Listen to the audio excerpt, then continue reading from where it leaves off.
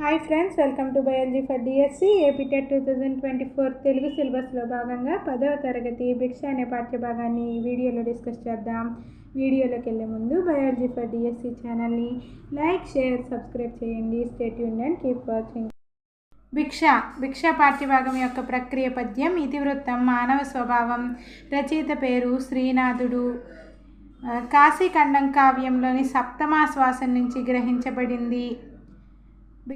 కాశీఖండం కావ్యంలోని సప్తమాశ్వాసం నుంచి గ్రహించబడింది. కాశీఖండం కావ్యంలోని సప్తమాశ్వాసం నుంచి గ్రహించబడింది 1380 నుంచి 1470 వరకు, అంటే 15వ శతాబ్దానికి చెందిన కవి. రాజమహేంద్రవరం రెడ్డి రాజుల కొలువుల ఆస్థాన కవి. రాజమహేంద్రవరం రెడ్డి రాజుల కొలువుల ఆస్థాన కవి. శ్రీనాథుడు మారయ్య భీమాంబల ముద్దు బిడ్డడు. శ్రీనాథుడు మారయ్య భీమాంబల ముద్దు బిడ్డడు. కవి సార్వభౌమ, ఉభయవాక్ప్రౌఢి, సూక్తి వైచిత్రి అనేవి ఈయన బిరుదులు. కవి సార్వభౌమ, ఉభయవాక్ప్రౌఢి, సూక్తి వైచిత్రి అనేవి ఈయన యొక్క బిరుదులు. ఆంధ్ర కవులలో కవిత్రయం తర్వాత అంతటి ప్రతిభావంతుడైన కవి ఈయన. పెదకోమటి వేమారెడ్డి కొలువులో విద్యాధికారిగా ఉండేవాడు. ఉండేవారు. ప్రౌఢదేవరాయల ఆస్థానంలో గౌడడిండిమభట్టు అనే గొప్ప పండితునితో వాదించి ఆయనను ఓడించి అతని కంచుడక్కను పగలగొట్టించి కనకాభిషేకం పొందాడు. శ్రీనాథుని యొక్క రచనలు మరుత్తరాట్ చరిత్ర, శాలివాహన సప్తసతి, పండితారాధ్య చరిత్ర, కాశీఖండము, శృంగార నైషిధం, హరవిలాసము, ధనంజయ విజయం, క్రీడాభిరామం, శివరాత్రి మహత్యం, పల్నాటి వీర చరిత్ర, నందనందన చరిత్ర వంటివి శ్రీనాథుడి రచనలు. మరుత్తరాట్ చరిత్ర, శాలివాహన సప్తసతి, పండితారాధ్య చరిత్ర, కాశీఖండము, శృంగార నైషిధం, హరవిలాసము, ధనంజయ విజయం, క్రీడాభిరామం, శివరాత్రి మహత్యం, పల్నాటి వీర చరిత్ర, నందనందన చరిత్ర అనేవి శ్రీనాథుడి యొక్క రచనలు. శ్రీనాథుడి చమత్కారానికి, లోకానుశీలతకు, రసికతకు, ఆయన జీవన విధానానికి అద్దం పట్టే చాటువులు చాలా ఉన్నాయి. ఉద్దండలీల, ఉభయవాక్ప్రౌఢి, రసాభ్యుచిత బంధము, సూక్తి వైచిత్రి ఈయన యొక్క కవితా లక్షణాలు. ఉద్దండలీల, ఉభయవాక్ప్రౌఢి, రసాభ్యుచిత బంధము, సూక్తి వైచిత్రి అనేవి శ్రీనాథుని కవితా లక్షణాలు. శ్రీనాథుని చాటువులు ఎలా ఉంటాయి? చమత్కారానికి, లోకానుశీలతకు, రసికతకు, ఆయన జీవన విధానానికి అద్దం పట్టే చాటువులు చాలా ఉన్నాయి. అంటే శ్రీనాథుడు చాటు పద్యాల్లో ప్రతీతి అన్నమాట. శ్రీనాథుడి శేషపద్యాలు. శ్రీనాథుని శేషపద్య రచనా వైభవం ఈయన కవితా వైశిష్ట్యానికి నిదర్శనం. ఈయన శేషపద్యాలు మార్గదర్శకాలై గొప్ప అనుభూతిని కలిగిస్తాయి.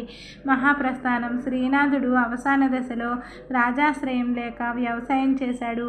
పన్నులు చెల్లింపలేక శిక్షలు అనుభవించాడు. అయినా ఆయనలో బేలతనం లేదు. శ్రీనాథుడు శివభక్తుడు, ఆత్మస్థైర్యం కలవాడు, లోకజ్ఞుడు, తెలుగు మహాకవులలో ఉన్నత పీఠం అలంకరించాడు. శ్రీనాథుడు శివభక్తుడు, ఆత్మస్థైర్యం కలవాడు, లోకజ్ఞుడు, తెలుగు మహాకవులలో ఉన్నత పీఠం అలంకరించాడు. ఉద్దండలీల, ఉభయవాక్ప్రౌఢి, సూక్తి వైచిత్రి తన కవితా లక్షణాలను చెప్పుకున్న కవి శ్రీనాథుడు. ఉద్దండలీల, ఉభయవాక్ప్రౌఢి, సూక్తి వైచిత్రి తన కవితా లక్షణాలను చెప్పుకున్న కవి శ్రీనాథుడు. పాఠం గురించి ఇప్పుడు చూద్దాం. కాశీనగరంలో శిష్య సమేతంగా నివసిస్తున్న వ్యాసుని మనోనిబ్బరాన్ని పరీక్షించాలనుకుని అతనికి శిష్య సమేతంగా భిక్ష దొరకకుండా చెయ్యమని పార్వతికి చెప్పగా, పార్వతి కాశీనగర స్త్రీలలోనికి ప్రవేశించి భిక్ష దొరకకుండా చేస్తుంది. వ్యాసుడు శిష్యులతో కలిసి భిక్షకు బయలుదేరడం ఈ పాఠం యొక్క నేపథ్యం. కాశీనగరంలో శిష్య సమేతంగా నివసిస్తున్న వ్యాసుని యొక్క మనోనిబ్బరాన్ని పరీక్షించాలనుకుని అతనికి శిష్య సమేతంగా భిక్ష దొరకకుండా చెయ్యమని పార్వతికి చెప్పగా, పార్వతి కాశీనగర స్త్రీలలోనికి ప్రవేశించి భిక్ష దొరకకుండా చేస్తుంది. వ్యాసుడు శిష్యులతో కలిసి భిక్షకు బయలుదేరడం ఈ పాఠం యొక్క నేపథ్యం. విశేషాంశాలని ఇప్పుడు చూద్దాం. స్కాంద పురాణ అంతర్గతమైన కాశీఖండాన్ని కావ్య రూపంలో అనువదించినది శ్రీనాథుడు. స్కాంద పురాణ అంతర్గత కాశీఖండాన్ని కావ్య రూపంలో అనువదించింది శ్రీనాథుడు. భిక్షపాఠం ఏ గ్రంథం నుంచి స్వీకరించబడినది? కాశీఖండము సప్తమాశ్వాసం నుంచి గ్రహించబడింది. భిక్షపాఠము కాశీఖండము సప్తమాశ్వాసం నుంచి గ్రహించబడింది. కాశీఖండాన్ని ఎవరికి చెప్పారు? సూతుడు సౌనికాది మునులకు చెప్పారు. కాశీఖండాన్ని ఎవరికి చెప్పారు? సూతుడు సౌనకాది మునులకు చెప్పారు. కాశీఖండంలోని వృత్తాంతాలు: అగస్త్యుడు వింధ్య గర్వమణచడం, శివశర్మోపాఖ్యానం, వాపికా కుండికా నది మహత్యం, లింగ ప్రాదుర్భావము, దివోదాసు కథ, వ్యాసుడు కాశీ నుంచి నిష్క్రమించుట. ఈ కాశీఖండం కావ్యంలోని వృత్తాంతాలేంటి? అగస్త్యుడు వింధ్య గర్వమనచడం, శివశర్మోపాఖ్యానం, వాపికా కుండికా నది మహత్యం, లింగ ప్రాదుర్భావము, దివోదాసు కథ, వ్యాసుడు కాశీ నుంచి నిష్క్రమించుట, వ్యాసుని ఓర్పు పరీక్షించినది విశ్వేశ్వరుడు. వ్యాసుని ఓర్పు పరీక్షించినది విశ్వేశ్వరుడు. కాశీనగర బ్రాహ్మణ వీధుల్లో భిక్షకు వెళ్ళిన వారు వ్యాసుడు మరియు శిష్యులు. ఏ పాపాత్ముని ముఖంబు వీక్షించితును అని బాధపడినవాడు వ్యాసుడు. ఆకలి బాధతో కలిగిన కోపంతో వ్యాసుడు ఏం చేశాడు? భిక్షపాత్ర పగలగొట్టాడు, కాశీని శపించబోయాడు. ఆకలి బాధతో కలిగిన కోపంతో వ్యాసుడు భిక్షాపాత్రను పగలగొట్టాడు, కాశీని శపించబోయాడు. వ్యాసుడు కాశీనగరాన్ని ఏమని శపించబోయాడు? కాశీ పట్టణస్థులకు 3 తరాలు ధనం, విద్య, మోక్షం ఉండకూడదని. వ్యాసుడు కాశీనగరాన్ని ఏమని శపించబోయాడు? కాశీ పట్టణస్థులకు 3 తరాలు ధనం, విద్య, మోక్షం ఉండకూడదని. సాధారణ స్త్రీ రూపంలో వ్యాసుని ఆపినదెవరు? పార్వతీదేవి. శివుని అర్ధాంగలక్ష్మి ఎవరు? కాశీనగరం అనే స్వర్ణపీఠ శిఖరాన్ని అధిరోహించి జ్ఞానస్వరూపిణి పార్వతీదేవి. నేడు నిన్నటి మరునాడు నిక్కవంబు అని స్త్రీతో వాపోయినదెవరు? వ్యాసుడు. నేడు నిన్నటి మరునాడు నిక్కవంబు అని స్త్రీతో వాపోయినదెవరు? వ్యాసుడు.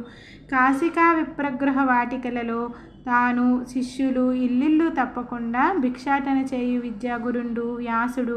అన్నపూర్ణ అయిన భవానీకి కాశీనగరంలో అనుంగు చెలువెవరు?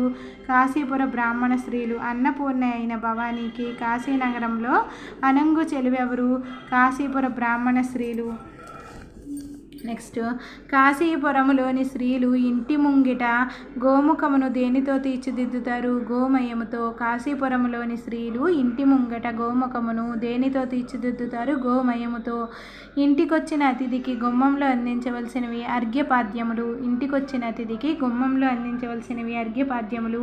కాశీపుర స్త్రీలు బంగారు కంచంలో ఫలపాయసాపూప బహుపదార్థములను వడ్డించి భక్తి విశ్వాసములతో ఎవరికి వడ్డించేవారు? భిక్షకులకు. కాశీపుర స్త్రీలు బంగారు కంచంలో ఫలపాయసపూప బహుపదార్థములను వడ్డించి భక్తి విశ్వాసములతో ఎవరికి వడ్డించేవారు? భిక్షకులకు. అకట రేపాడి మేలుకని ఏనే పాపాత్ముని ముఖంబు నీక్షించితును అని బాధపడినది వ్యాసుడు. అకట రేపాడి మేలుకని ఏనే పాపాత్ముని ముఖంబు నీక్షించితును అని బాధపడినది వ్యాసుడు. ఆకలితో కోపపడి భిక్షాపాత్రను నట్టనడు వీధిలో పగలగొట్టి కాశీనగరాన్ని శపింపబూనినవాడు వ్యాసుడు. ఆకలితో కోపపడి భిక్షాపాత్రను నట్టనడు వీధిలో పగలగొట్టి కాశీనగరాన్ని శపింపబూనినవాడు వ్యాసుడు. వ్యాసుడు శుద్ధిపాసా పరవశుండై కాశీనగరాన్ని ఏమని శపించదలిచాడు? 3 తరముల వరకు కాశీ ప్రజలకు ధనము, మోక్షము, విద్య ఉండకుండా పోవాలని. 3 తరముల వరకు కాశీ ప్రజలకు ధనము, మోక్షము, విద్య ఉండకుండా పోవాలని. ప్రాకృత వేషంలో ఉన్న వేద పురాణ శాస్త్ర పదవీ నదవీయసి అయిన పెద్ద ముత్తైదువ ఎవరు? పార్వతి. ప్రాకృత వేషంలో ఉన్న వేద పురాణ శాస్త్ర పదవీ నదవీయసి అయిన పెద్ద ముత్తైదువ ఎవరు? పార్వతి. నీవార ముష్టింపచుల్ శాకాహారులు గంధభోజులు శిలోంచ ప్రకరములు ఎవరు? తాపసులు. నీవార ముష్టింపచుల్ శాకాహారులం గంధభోజులు శిలోంచ ప్రక్రములు ఎవరు? తాపసులు. ఆకంఠంబుగ నిపుడు మాధూకర భిక్షాన్నంబు భక్షింపగా లేకున్నం గడు నంగలాచదవు వ్యాసుడు. ఆకంఠంబుగ నిపుడు మాధూకర భిక్షాన్నంబు భక్షింపగా లేకున్నం గడు నంగలాచదవు అని వ్యాసుడు అన్నారు. యున్నయూరుం గన్న తల్లియు నొక్క రూపన్న రీతి అని వ్యాసునికి చెప్పినది ఆదిమశక్తి అయిన పార్వతి. యున్నయూరుం గన్న తల్లియు నొక్క రూపన్న రీతి అని వ్యాసునికి చెప్పినది ఆదిమశక్తి అయిన పార్వతి. వ్యాసుని శిష్యులెంతమంది? 1000 మంది. వ్యాసుని శిష్యులెంతమంది? 1000 మంది. 2వ రోజు సూర్యాస్తమయానికి కూడా భోజనం దొరకకపోవటచే వ్యాసుడేమనుకున్నాడు? నేడు నిన్నటి మరునాడు నిక్కవంబు. పరాశర తనూజుడెవరితో కూడి భోజనశాలలో బంతి సాగించాడు? చాతురులతో కూడి. పరాశర తనూజుడెవరితో కూడి భోజనశాలలో బంతి సాగించాడు? చాతురులతో కూడి. వేములవాడ భీమకవి కవిత్వంలో ప్రత్యేకత ఉద్దండలీల. వేములవాడ భీమకవి కవిత్వంలో ప్రత్యేకత ఉద్దండలీల. ఉభయవాక్ప్రౌఢి వీరి రచన శైలి. నన్నయ. ఉభయవాక్ప్రౌఢి వీరి యొక్క రచన శైలి. నన్నయ్య. రసాభ్యుచిత బంధం ఎవరి కవిత్వంలో కనిపిస్తుంది? తిక్కన. ప్రబంధ పరమేశ్వరుడు బిరుదుగల ఎర్రన రచనా శైలి సూక్తి వైచిత్రి. నైషధాది మహాప్రబంధములను పెక్కింటిని చెప్పిన కవి శ్రీనాథుడు. నైషధాది మహాప్రబంధములను పెక్కింటిని చెప్పిన కవి శ్రీనాథుడు. కాశీఖండాన్ని శ్రీనాథుడు ఎవరికి అంకితమిచ్చాడు? వీరభద్రునికి. కాశీఖండాన్ని శ్రీనాథుడు ఎవరికి అంకితమిచ్చాడు? వీరభద్రునికి. అన్ని దానాల కంటే అన్నదానం మిన్న అని అవగాహన ప్రతిస్పందన అనే విద్యా ప్రమాణంలో భాగంగా చెప్తారనమాట. విద్యార్థులు చర్చిస్తారు. అవగాహన ప్రతిస్పందనలో భాగంగా అన్ని దానాల కన్నా అన్నదానం మిన్న అని చర్చిస్తారు. అగస్త్యునికి కాశీ మహత్యాన్ని వివరించినది కుమారస్వామి. అగస్త్యునికి కాశీ మహత్యాన్ని వివరించినది కుమారస్వామి. అగస్త్యునికి కాశీ మహత్యాన్ని వివరించినది కుమారస్వామి. పాట కథను సంక్షిప్తంగా రాస్తారు. వ్యక్తీకరణ సృజనాత్మకతలో భాగంగా ఈ పాట కథను పాట కథను సంక్షిప్తంగా రాస్తారు. కోపం తగ్గించుకోమని బోధిస్తూ మిత్రునికి లేఖ రాస్తారు. భాషాంశాలేంటి? నానార్థాలు, వ్యుత్పత్తి అర్థాలను రాస్తారు. అర్ధాంతరన్యాస అలంకారాన్ని నేర్చుకుని ఉదాహరణగా రాస్తారు.